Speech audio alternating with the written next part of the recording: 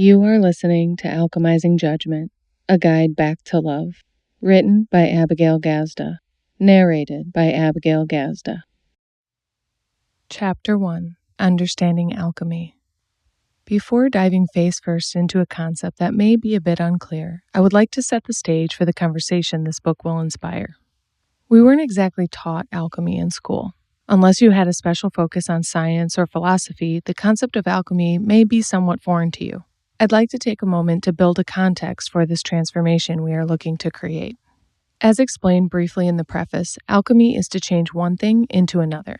From a scientific standpoint, that often looks like changing metals into other metals. This process is often used to turn base metals into precious metals. This can be an exciting idea, with the prospect of turning less sought-after metals into gold. It is a constructive use of resources to create a desired outcome. I like the idea of sharing the scientific definition because from the philosophical standpoint, we are turning less desirable thoughts, feelings, and emotions into gold as well. The high vibrational and ever valuable material of love. Although we are discussing philosophical and existential alchemy, it isn't meant to remain some intangible concept, especially for the purposes of this book. In order to truly experience the magic and mysticism of a concept, you actually have to take the magic and mysticism out of it first and allow the concept to manifest itself. When we leave something a mystical mystery, we have no practical way of accessing or utilizing it with intention. Rather, we hold our breath, click our heels, and hope that by chance it finds us. This won't get us where we want to go. Breaking down a process to fully understand it empowers you to apply it on purpose and experience the flow of being in that process. According to the Greek etymology of the word alchemy, it is defined as the process of transmutation by which to fuse or reunite with the divine or original form. In this book, I will spend many pages explaining how the original form of every single thing is love. Everything comes from one collective consciousness, one nucleus of energy. Anything that has manifested in this world is an extension and an authentic expression of that energy. Love energy comes through in countless forms, which I will explain thoroughly throughout this book. For now, I want to touch on the expression of energy and how this causes manifestation. Everything that has come into form is the expression of someone's unique perspective manifested through the process of creation. Even in nature, the way a tree grows or a canyon forms is an exclusive expression of the intricacies of its divine location, weather, and timing. From people to places, not one are alike, and yet all are transmuting energy into matter. Another word and concept that will arise often in this book is transmutation, which means to change or alter in form, appearance, or nature, especially to a higher form. My favorite example of this is sexual transmutation. Sexual energy is a lower order expression of its origin, which is creative energy. Within the body, the epicenter of sexual and creative energy is in the pelvis, the sacral chakra. We often default to using sexual activity to express and expend our creative energy when that is not the only use of it. It takes a mature understanding of these energies to also comprehend the higher order application of them. This also takes a notable amount of self-control. I am speaking rather collectively here, but at least in the Western world, the way we have glorified sex and over-sexualized human bodies, creative expression naturally takes a backseat. Sex is one example that is also correlated to the focus on looks, attraction, and external validation, all of which take away from our focus on organic, creative endeavors. Without more intentional training, young people are left to their own experiments and discoveries when it comes to this. I found this all too true as a health and wellness educator at the middle and high school level. As an educator, I witnessed the difference between teaching sex ed as a textbook unit as opposed to a life lesson. Young men and women knew very little about the consequences of sexual activity and even less about how to harness creative energy. They simply followed urges and attraction without even considering the long-term consequences of those actions. I saw this countless times with students I taught. I saw it as a resident assistant in college and still today as a coach.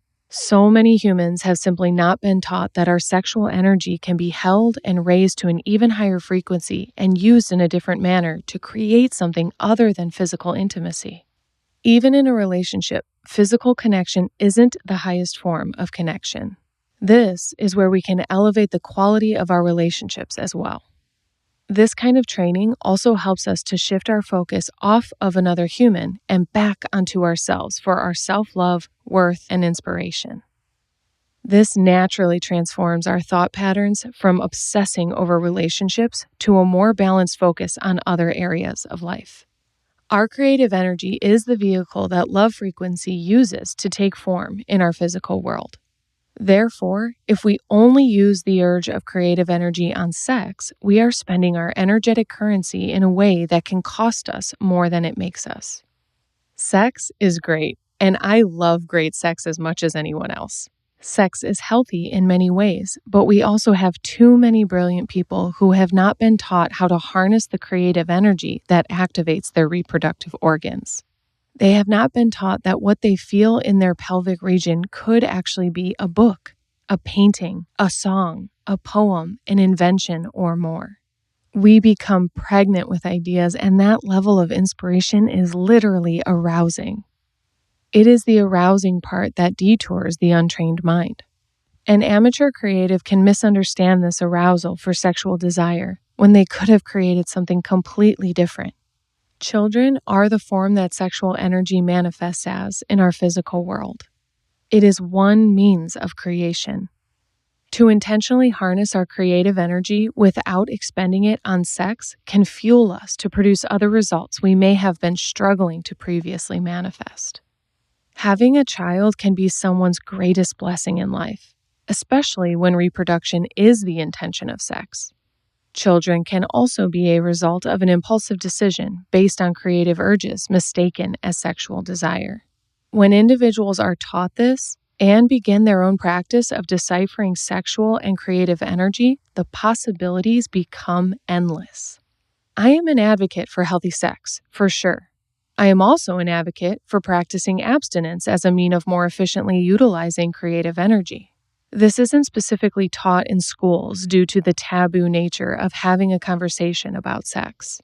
In most schools, the bare minimum is covered as to move past the conversation and call it done, as opposed to making sure our young people are given a true, in-depth opportunity to understand puberty, maturation, sex, intimacy, reproduction, and more.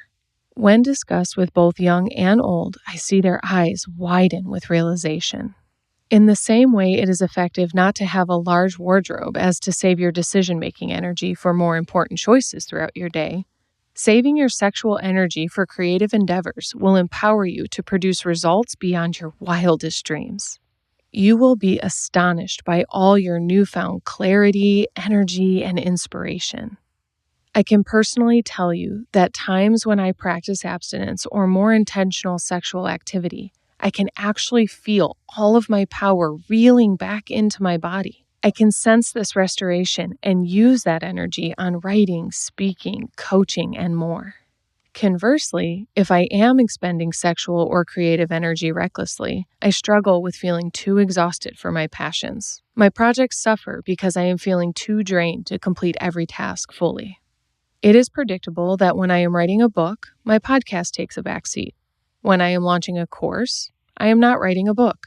When I am organizing a retreat, I am not focused enough to acquire clients. When starting a new relationship, I must make sure not to surrender all of these projects for the excitement of kisses, because I am definitely prone to doing that. I am sharing this to explain that if you are not highly intentional with the expenditure of your energy, you will deplete yourself. Respecting this natural occurrence is a practice of self-mastery for the trained creative to be effective in delivering his or her gifts to the world without feeling exhausted by his or her own passions. I am going to go into such detail on this topic because it is valuable to your creation, inspiration, and leadership. This book will go into much further detail about you delivering your gifts to the world, and maintaining your power is imperative to the task. It is also imperative that all of this is fun and enlivening. It is about becoming the whole of who you came here to be. I am teaching you how to thrive, not survive. This book is about winning the whole game of life, not just one part of it. Sex, intimacy, and relationships are one part of life. You have a bigger game to play. You have a major gift to deliver. Becoming a master of your sexual and creative energies is a key to life I value greatly, because it wasn't until I understood this skill did I become fulfilled by both of them. My favorite example may be sexual transmutation, but this works the same way with so many examples. Our actions are the vehicle that energy rides into this physical plane. To say that in the language of the law of attraction, what you focus on increases. I invite you to take inventory of how and where you are spending all of your energy. Energy spent gossiping creates drama. Energy spent drinking creates health, financial, career, and relationship issues. Energy spent worrying creates physical and mental illness. Energy spent learning creates growth and opportunities. Energy spent mastering a craft creates a master. Energy spent expressing inspiration creates books, movies, music, art, and more.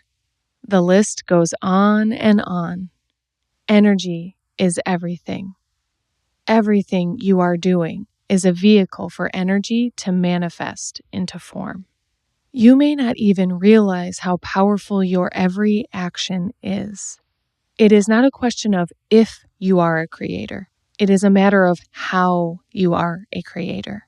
When you become more serious about how and where you spend your energy, you will get to experience yourself as the creator of your life. I have one more example of how much of a creator you are, and it's a fun one. Imagine your hands as garden hoses with no off valve, always on, pouring water everywhere. If this were the case, sleeping in bed, being inside, or being in a car would be a mess. You would want to stay outside at all times. While you're out there, you might as well water the plants and grass. You can even rinse the car and patio. You can fill jugs and reservoirs. Once you get over any frustration you feel for having garden hoses as hands, you will find ways to give them purpose. You have energy pouring out of your hands at all times. You could spill it all over the house, at the bar, the movies, or at your friend's house. You could smear it on people, places, and things. Or you could pour it onto a canvas. You could put it into pots and pans and make a delicious meal. You could attach a pen to that hand and harness and direct the energy to write your business plan or a floor plan. You can find ways to use this overflowing energy on purpose and with purpose. You are an alchemist. You have been all along. It's time to step fully into your role. It's time to become a deliberate creator. Thank you for listening to this reading of Alchemizing Judgment. If you enjoyed this reading, please like this video and comment a review below. I also invite you to subscribe to my channel, Abigail Rose Gazda. To read and listen to more of my books, visit abigailgazda.com/books. Thanks for tuning in.